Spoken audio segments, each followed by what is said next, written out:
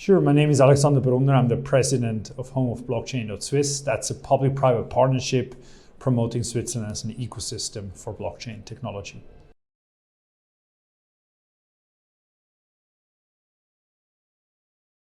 I'm here because I got invited by, on one hand, the Swiss government, the SECO, that's the Economic Department of Affairs of the Swiss government, that is supporting entrepreneurial initiatives and blockchain. So they invited me, but at the same time, I'm part of the Serbian Innovate program that is supported by USAID, and that is working with the Web3 supercluster here. So very grateful. And I think it shows how innovation requires to bring different parties together and how interactions then create more innovation. This exchange of ideas is the core of innovation.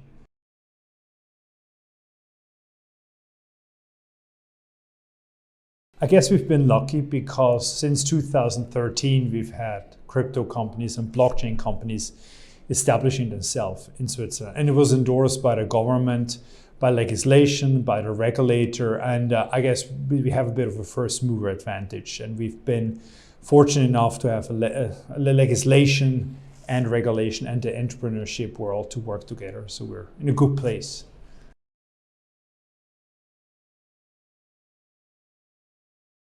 The Swiss Blockchain Federation, its roots goes back to this legislation process. We have called a blockchain law. And the working group that started that law then became the Swiss Blockchain Federation. And it's sort of an industry association bringing all the members that are active in the space together. So their mission is to further the goals and the benefits of the ecosystem inside Switzerland. And the Crypto Valley Association is a bit older. They are dating back a few years back when the whole ecosystem started to emerge.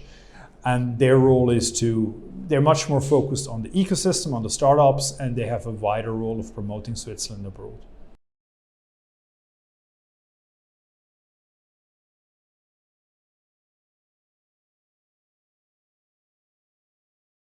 I guess we've had, since 2013, the first blockchain and crypto companies. And we have now regulated banks. We, in 2019, got the first crypto banks. We got in 2018 the ICO guidelines, so there was the first classification of tokens. We now have this DLT law, so we've been developing the framework while the industry has been growing, and that has really been fostering what I like to call a responsible innovation environment, where we always said we want to give licenses, we want to attract operators that are compliant in that sense.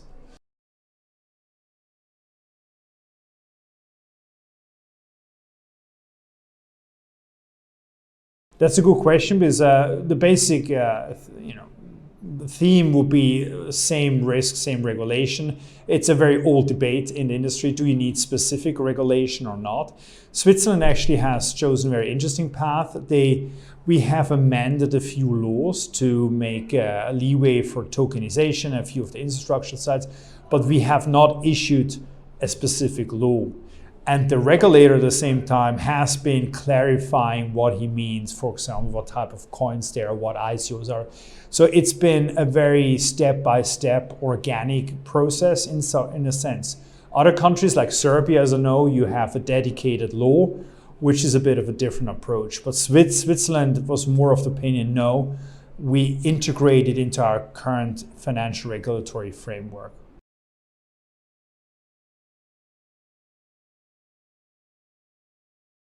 Interestingly, it is already legal tender. You can pay taxes with crypto in Zug. You can buy at McDonald's in Lugano a burger with crypto. It's actually integrated into credit card payment system because I know I bought a bicycle helmet with crypto. So it is legal tender for all means. You can buy it already that exists. And I guess, I know there's a lot of discussion about crypto, but blockchain enables different use cases. Crypto is one of it, but we're really working off, how to create a more efficient financial system. How can we, a topic is digital bonds. The city of Lugano recently raised 100 million on a blockchain platform. So we're trying to further use cases, not only crypto as a payment token or a payment means, but really expanding the benefits of the blockchain to the wider financial industry.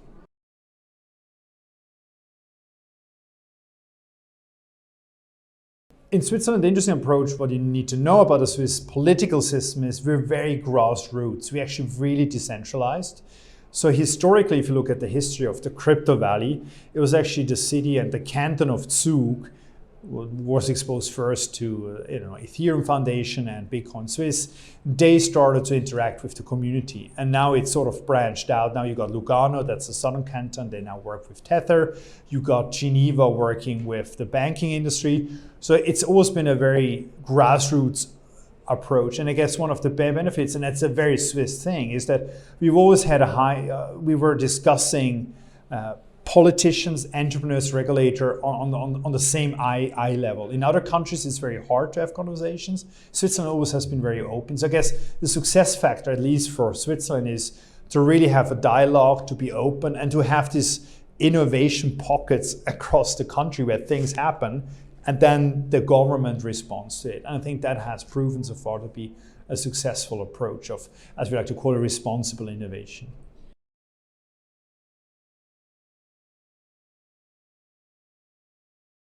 I guess interestingly, if you look at Serbia, you have quite a big developer community. You have quite an entrepreneurial community. That's one of the strengths we have here.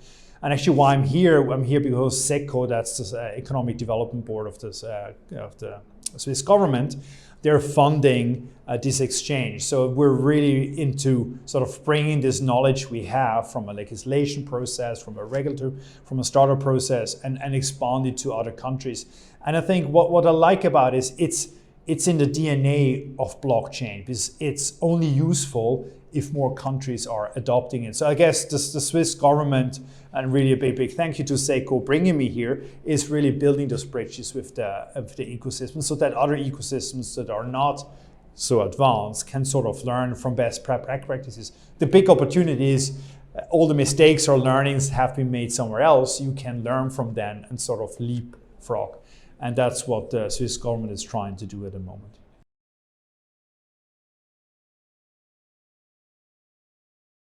I mean, the conversations I've had with the community is now you have, I think since 2021, the digital asset law. So you have a legal framework that is typically the starting point, because then you need to have the regulator, the central bank embracing it.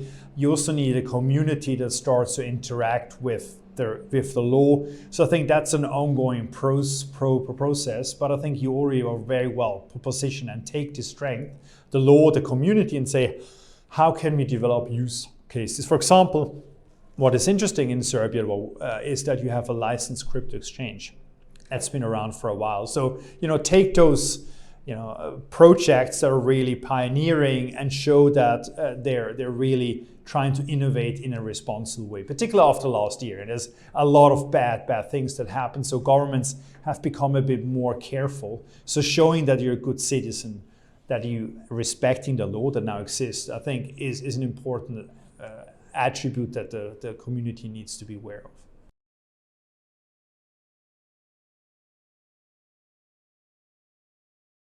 My belief is that the government probably should not recoup losses from market crashes. But you pointed an interesting point, an interesting aspect, that for a currency to be a useful legal tender, it needs to be stable.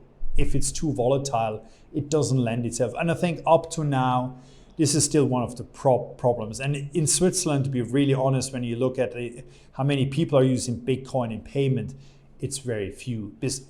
It's too volatile. It's more of some people hold it as more as a safe haven or a storage of value. Others are more in the speculative bit, but I think it doesn't lend itself at the moment to be used in a daily environment. Having said that, it's not only the volatility, but the transaction costs, that are still not lending itself. Having said that, like Switzerland has, a credit card company is offering that as a service. So you could use it technically, but adoption has been slow because of exactly that, what you've been hinting at. It's too volatile. And I don't think the government should recoup losses from investors.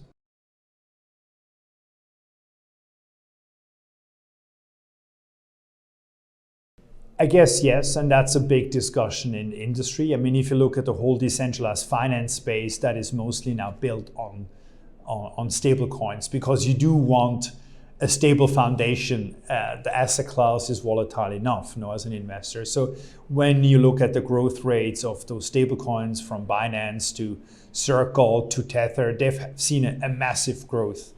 And actually, it was the US, for example, had ambition last year to enact legislation. Unfortunately, got shelved because of the FTX debacle. And there's a project in Switzerland.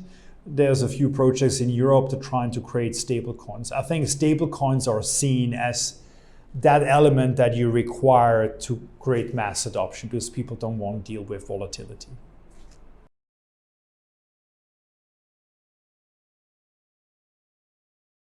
It clearly has an impact. I mean, if you look at the US, that's been, I'm a bit bold in saying a lot of the FTX components were very much US based. US founder, US investor. So it has a very American flavor. And now in the enforcement period that we're in, the Americans are really going after Celsius about Do Kwon and Terra Luna, 3 Arrows. So there's a lot of prosecution going on. It has clearly derailed the legislative process. I mean, everyone was expecting stablecoin regulation. That's been shelved. So I think for the US, it's really bad. At the same time, you have the EU with their new MiCA, their new crypto legislation that should come in force next year. I think that's a positive signal. Switzerland, we haven't had any bankruptcy, no fraud. So we've been showing that, yes, we're a responsible provider. And what you see in typically Singapore is on the list as well. Singapore was sort of affected by Terra Luna, the stablecoin that crashed, and 3 Arrows, the hedge fund. And again, you see how the regulator has become really careful. I think big failures, or particularly frauds, are not very helpful. But again, it's sort of shifting the limelight on jurisdictions that are saying we want to have responsible operators. We're providing a framework and we want people to adhere to the framework. And again, that Serbia has the digital asset law is an important first step. It's a signal to say, hey, you come here, we have rules. We would like you to follow the rules.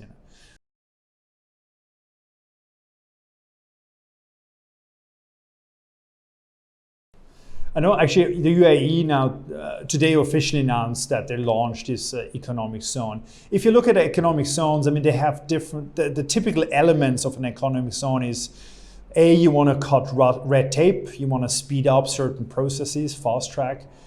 B, you want often it's with tax benefits or zero tax environment. C, sometimes you have government funding or initiatives, and there's a few other things. So I think interesting, in Switzerland, we never had that. We don't have a history of economic zones. You could argue we have different states that have been doing things, so they've been acting a bit like economic zones. But I think, it's worthwhile exploring that, Serbia how can you, now that you have the law, how can you speed up the process for people actually acquiring licenses? And if it's an economic zone, it has the additional benefit that, as we can see with Dubai, it generates a lot of pop-up publicity. I think it's something the government should be looking at if it's serious of taking the next step after enacting a law.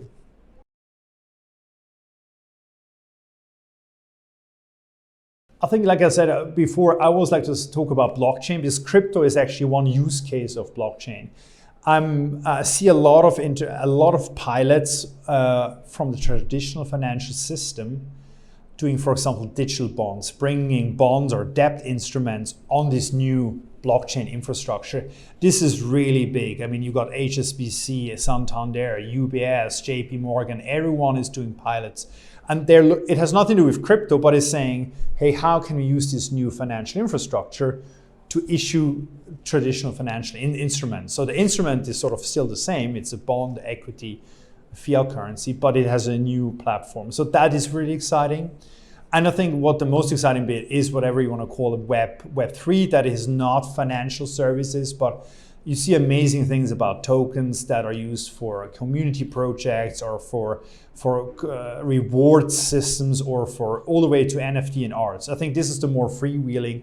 And the underlying trend there is, people often ask, why do you need the blockchain? I think if you look at Ethereum, it's like a commercial platform. It's like a commercial layer that has financing, that it's open source, that it's building block where you can build your own little shop, And it's this big vision of moving away from the Amazons and all those big providers and have your own little shop on a very open source environment. I think that is really exciting because it really gives back power to consumers and people and creators and not to the big platforms.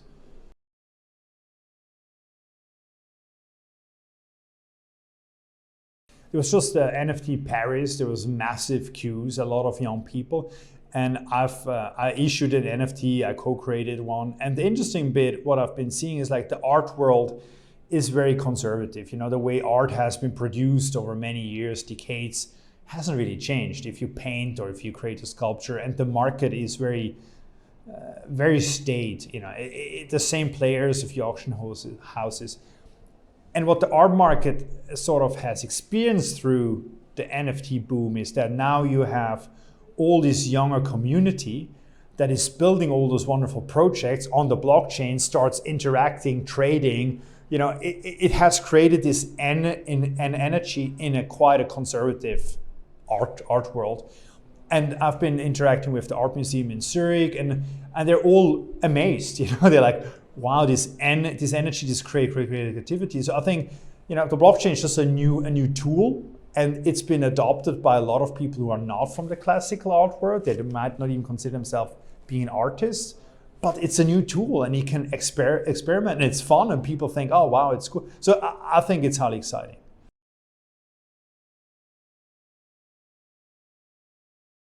Yeah, we came up with the concept because a lot of the NFTs, if you look at, you know, the standard NFTs, they're basically JPEGs, they're digital pictures. The problem with digital picture is how do you display them, and what most people have done is display them on TV screens. And one of the things that we had this discussion of was my co-creator Christian Etter, the Etter, hence his name. It's sort of a pun on ether. His name is Etter, that's why I call it not ether but Etter. But he said, I don't want to look at the screen if it's an art object. And I agree, you know, if I see a screen, because we are surrounded by screens all day long, and for me it's work. And we want to create something that's digital, that has a token, an NFT, but doesn't look like a screen. And that's how we created that. So we built it ourselves. There are 10 LED screens. Iron has a chip. It's a weapon grade chip at the back, and you can upload the NFT. So it plays with this concept of taking the digital world and bringing it into the physical world. Therefore, it's hybrid.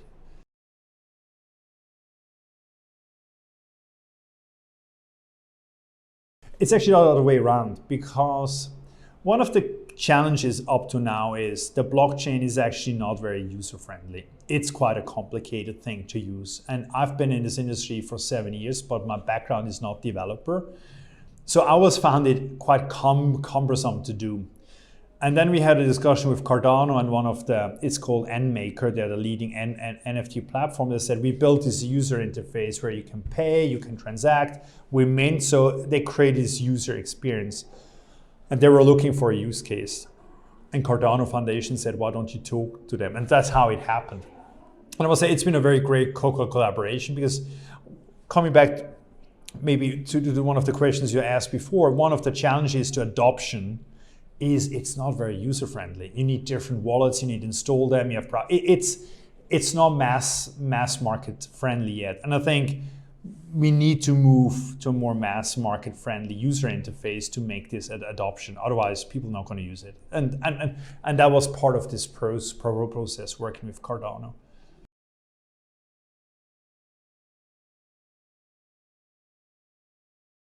We're working on one, yes, bigger, bolder, and actually what we're currently thinking about, and that's the feedback we got. This NFT Ether we created is, unfortunately, when you watch it on the screen, it doesn't look very nice. But in reality, it has a very meditative effect. The light changes. Like my daughters, they sit in front of it, and one says, "Oh, it's like a lava lamp," you know, those good old lava lamps here. So it has an effect on you. Even though it's a digital object, it makes you relax. And we said the thing that's missing is music. So we're having now discussion, how do we integrate music with that? And so that's probably the next stage.